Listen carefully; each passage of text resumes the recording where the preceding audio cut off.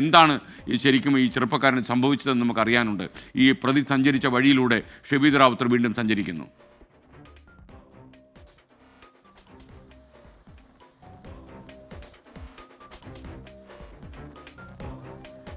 നമുക്കറിയാം ഈ കൊലപാതകം, അതായത് ഈ അഫാൻ താമസിച്ചിരുന്ന അഫാന്റെ വീട് പേരുമല വെഞ്ഞാറമൂട്ടിൽ നിന്ന് ഏതാണ്ട് 2.5 കിലോമീറ്റർ, വെഞ്ഞാറമൂട് ടൗണിൽ നിന്നും 2.5 കിലോമീറ്റർ മാത്രം അകലെയുള്ള പേരുമല എന്ന് പറയപ്പെടുന്ന സ്ഥലത്താണ് അഫാന്റെ കുടുംബമുണ്ടായിരുന്നത്, അഫാൻ താമസിച്ചിരുന്നത്. അവിടെയാണ് ഞാനിപ്പോൾ നിൽക്കുന്നത്. ഇവിടെ നിന്ന് ഈ ആദ്യ കൊലപാതകം നടന്ന പാങ്ങോടേക്കുള്ള ദൂരം 28 കിലോമീറ്റർ ആണ്. അതായത് വെഞ്ഞാറമൂട് ജംഗ്ഷൻ ഭാഗത്തേക്ക് വീണ്ടും ഇറങ്ങി അവിടെ നിന്ന് വെമ്പായം റോഡിലേക്ക് ഇടത്തേക്ക് തിരിഞ്ഞ് 28 കിലോമീറ്റർ സഞ്ചരിച്ചാൽ മാത്രമാണ് സൽമ ബീവിയെ അഫാൻ കൊലപ്പെടുത്തിയ വീട്ടിലേക്ക് എത്താനുള്ള ദൂരം. 28 കിലോമീറ്റർ സഞ്ചരിക്കാൻ കുറഞ്ഞത് 1.25 മണിക്കൂർ വേണം. കാരണം മലയോര മേഖലയാണ്, വളഞ്ഞ വഴികളാണ്. അപ്പോൾ 1.5 മണിക്കൂർ വേണം. ഇനി അഫാന്റെ സഞ്ചാരപാത നമുക്കൊന്ന് വിശദമായി പരിശോധിച്ചാൽ, പോലീസിന്റെ പ്രാഥമിക നിഗമനത്തിന്റെ അടിസ്ഥാനത്തിൽ പരിശോധിച്ചാൽ, SKN ഇന്നലെ രാവിലെ 10 മണിക്ക് പേരുമലയിലെ വീട്ടിൽ ആദ്യം അമ്മ ഷെമിയെ കൊലപ്പെടുത്താനുള്ള ശ്രമം അഫാൻ നടത്തുന്നു. കഴുത്തിൽ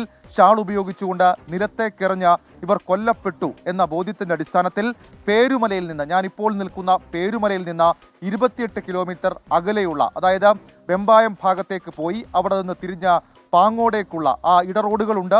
ആ റോഡിൽ കൂടി പോയാലും 27 അല്ലെങ്കിൽ 28 കിലോമീറ്ററാണ് പാങ്ങോടേക്കുള്ളത്. അവിടേക്ക് എത്തുന്നു. അവിടെ സൽമ ബീവി മാത്രമായിരുന്നു ആ വീട്ടിൽ താമസിച്ചിരുന്നത്. അവിടെ സൽമ ബീവിയെ കൊലപ്പെടുത്തുന്നു.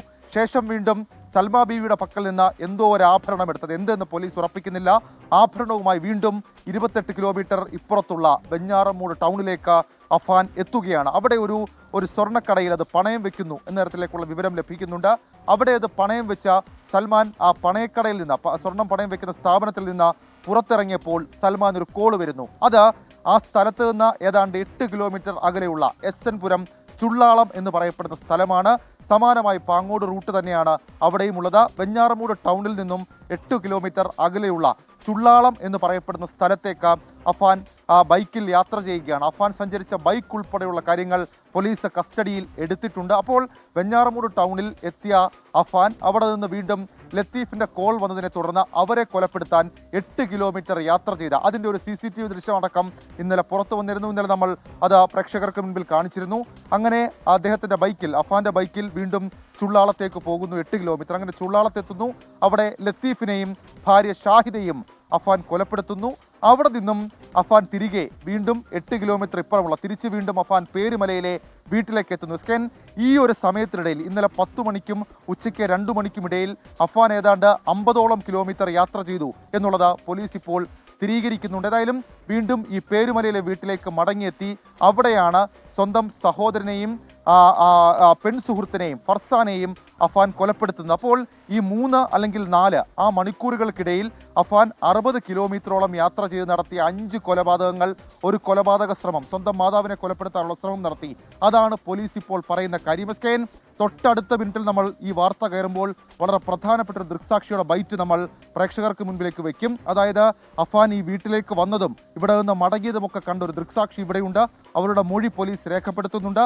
അവരുടെ ബൈറ്റും നമ്മൾ സമയത്തിനുള്ളിൽ നമ്മൾ എടുക്കാനുള്ള ശ്രമം നടത്തും. SKN റാവുത്തറാണ് വിവരങ്ങൾ നൽകിയത്. ഇത്രയധികം ദൂരം സഞ്ചരിച്ച ഈ പ്രതി ഇത്രയധികം ആളുകളെ കൊലപ്പെടുത്തുമ്പോഴും ഈ നാട്ടിലുള്ള ആരും ഒരു വിവരവും അറിഞ്ഞിട്ടില്ല എന്നുള്ളതാണ്. നമുക്കറിയാം, ഒരു നിലവിളി ശബ്ദവും കേൾക്കാതെ എത്ര ശ്രമിച്ചാലും ഒരാൾക്കൊരാളെ കൊലപ്പെടുത്താൻ കഴിയില്ല.